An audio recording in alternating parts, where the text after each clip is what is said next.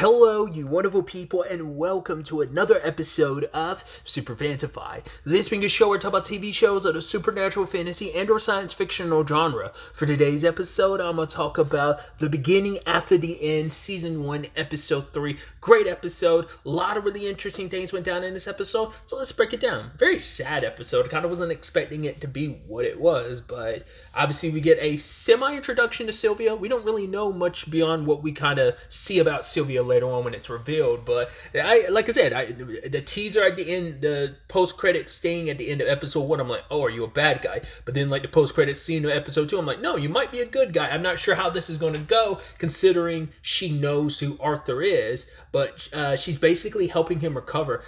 You can tell immediately, and just like the voice performance too, it's just like it gives off like a doting mother type of vibe, and she is taking care of him. In fact, she even helps train him too, because so far, like, everyone's way of handling mana is like, okay, you summon you create a mana core, you focus all your energy in that, then you kind of, do whatever you need to from there. But Sylvia is able to not only channel mana, but also perform magic at the same time. And as the way the analog parallel that Arthur made was like, it's like a airship basically refueling in mid-flight, because the way Sylvia says, it's not something like, it's a very, the way people have, I don't know if this is the other creatures, whether it's like the elves and the dwarves. I'm assuming they probably have a better understanding of like mana and magic and all that versus humans, but humans have this very like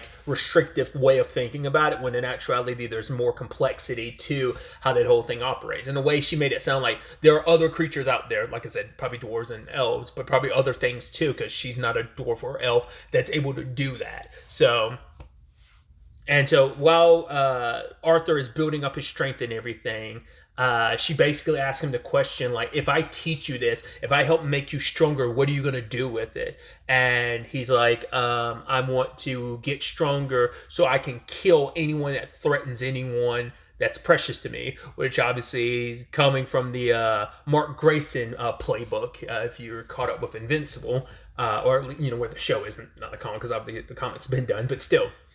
But then she's like, nope, fail, and she thumps him on the head, because she even says like, these hands, I could rip you apart, or I could approach you gently. Which one would you prefer? And he's like, the gentle touch, because she says like, it's easy to give into hatred and anger, because she's like, they burn so easily, and so they've got to be the best feeling ones, right? But she's like, when that's all said and done, all you're going to feel is that hatred. That's all that's going to be left, so she's the reason Arthur really has the full, like, yeah, he wanted to protect people, but he would go like, I'll kill anyone that hurts the people important to me. But it's like, yeah, that's the instincts he has from his time as Gray. It's like, as a king, he had to be ruthless, especially in a world where like power was what mattered most, and it was like, to get what you want, you had to be strong. Especially in his situation, where we find out as a king, he was a figurehead. He didn't really have any real power. The parliament had the power. The king simply serves the purpose of being the warrior that leads the charge, and kind of like, it's just the warmonger, not warmonger, I don't know if that'd be the right word, but they are the warrior that goes to war. That's mainly their position. So, and when that's kind of, growing up and being put in that position, and then kind of thriving in that position of king, like, of course, that's all you've kind of known, was that, as they said, like, the king is a tool of violence. And so that's why that comes so easy to Arthur, when you've cemented yourself in that when he was Gray, cementing and surrounding yourself for that for so long. It was really interesting too, because Arthur for a second is like, there's no way she should know who I really am, but it's like, sometimes the way she talks to me, it feels like she doesn't. He gets answer to that later, but we'll circle to that when the time comes. I did also skip over, obviously, Arthur was, because what kind of preceded all this and what kind of led to these conversations and this development was Arthur asking like, oh, is my mom and dad okay?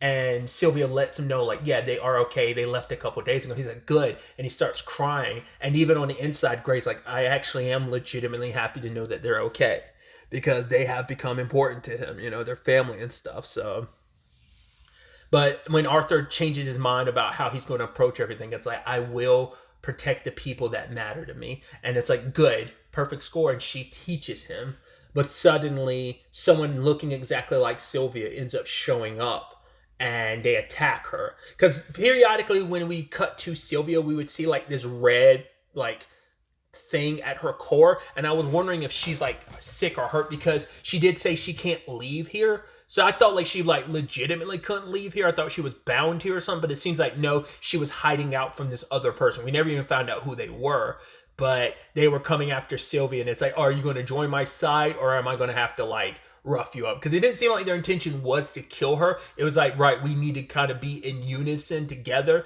I don't know if they have some grand plan or cause that maybe Sylvia didn't align with and she got away from them and kind of tussled with them. Maybe she stole something on her way out, or just in general, like, you're one of us. You should be by our side during this. Because the conversation she was having with Arthur is probably conversations she pulled away from, like, either in the past she used to be like Arthur, like filled with anger and hatred, and that might be what's spurring on like her and other people, because this guy might not be the only one, there might be others. But I'm also wondering, like, maybe she was never like that. Maybe she's always kind of moved away from like the way her people think. Like maybe some dragons, or a lot of, as we find out later on, Sylvia is a dragon, and that whole encasement is an armor. I wonder why do they have that? Like what purpose that is? Because the other person never released themselves from their armor, so I don't know if it's kind of a thing they're meant to hide away from who they are. Because when Sylvia started fighting seriously, he's like, yo, you keep doing that attack, you know it will kill you. So maybe dragons aren't ever meant to go full, like either because she was injured in a weakened state, going full force like that would kill her, or like maybe it has to deal with the armor. Like maybe the armor kind of suppresses your power and your spirit in a way that like lets you fight without like you never know. Like it could be a thing of the more dragons use their magic and power, the more it consumes their life force could be like their mana in a way. I don't know. Like there's, because even Arthur says that like Sylvia never really said much about herself, and we still walked away from this episode other than knowing she's a dragon. We didn't know anything else about her. So this is just speculation on my part, just aspects of her personality and how this whole thing played out. But she immediately hid Arthur like the moment the dude, she sensed that that guy was showing up, and he unleashes an attack, and she freezes time to talk to Arthur, and she even acknowledges like, I honestly could have opened a dimensional rift, because she told him early on like, oh, it'll take a while but I'll be able to send you home. But she's like, honestly, I could have sent you home at any point in time much earlier, but she enjoyed the days they spent together. That time, it meant something to her, and she really enjoyed it, and she knows it was kind of selfish, but I liked having you around the time we spent together. And for Arthur, it meant a lot to him too, because he's like, I know I'm not strong enough to help you. I promise like to protect those precious to me. But she's like, you don't owe me any promise, because for him it's like, you are my family. She's like, you already have a mom. And he's like, well, then you'll be my grandma. And she's like, could you say that again? And calls her grandma, and she appreciates that. Who knows, like maybe she doesn't have any children of her own, and having Arthur was like the closest thing she had to that. Well, she does pass on like an egg and a feather to him, so I don't know if that is kind of her pseudo child that she's leaving it to Arthur to raise, or because we do see in the outro there is like a black dragon, so I don't know if that's it, or something else entirely. But she sends Arthur on his way, but even at last minute, he's like, no, no, no, I don't want to leave you, because he knows what it means, like that she will die here. But for her, and she even said, like, I lived a pretty happy enough life, so putting it all on the line here, like, if it wasn't for Arthur, I don't know she would have done. I mean, she might have still done what she did, but she had even more reason to do it because Arthur was there, and she sends him on his way, and she unfreezes time and takes the attack. But the moment guy gets close, she unleashes it, because he's like, oh, is that really enough to take you out? And she's like, yeah, you know me so well, and blasts him at close range. So who knows if that was like her last Hail Mary to like severely hurt him, but maybe still died in the process, or who knows. He might be dead too. That might have been like her final gambit, taking herself and him out with that last attack, or maybe they're both alive. We don't know. But Arthur, along his way in his journey, we find out Sylvia knew from the beginning who he was. She's like, you were the strongest king, and he's like, she knew, because I think for him that means a lot, because it's like, you're one of the only people in this world who know who I really was. And there's also the fact is, despite that, you decided to train me. You wanted me to be better. That, you know, it's like, right, you can't say like the world is sad, but you can try to make it better, but don't try to do it all at once. One step at a time, step by step. And I think it's also the element of, you know who I was and you still accepted me for who I am, faults and all, who I was in my past. But that also makes me wonder, like, the fact that Sylvia immediately knew who Arthur was. I'm like, do you think she's the reason why Gray got reincarnated into this world? Like, is it just did have acknowledged, not even know that he's not from this world, to know who he was, that he was this king? Like, did she watch him from from this world? Did she watch him, and did she purposely bring him here thinking he could be the key to changing this world if the situation, like, or is she a part of a larger plan? Like, did she orchestrate this, or is she kind of serving someone else's will?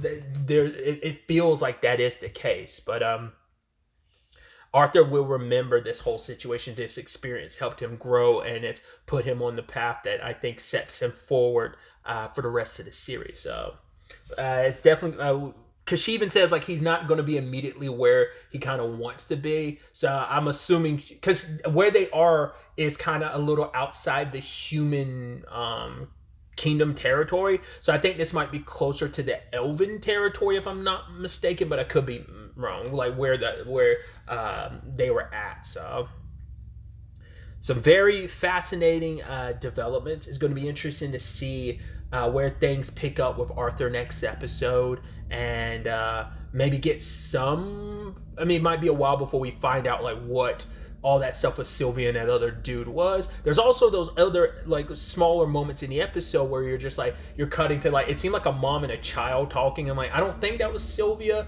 but, like, we don't know who that is, and maybe it won't be until, like, much later that we get context for those scenes. But for that to contrast this episode with Sylvia makes me, I mean, it's got to be significant, important, but maybe it has something to do with where Arthur landed now. So we'll ultimately have to wait to see any potential answers we'll get on that. But really, that's all I wanted to talk about. So the next time we meet, be happy, be safe, live life to the fullest, and enjoy it. Good day and goodbye.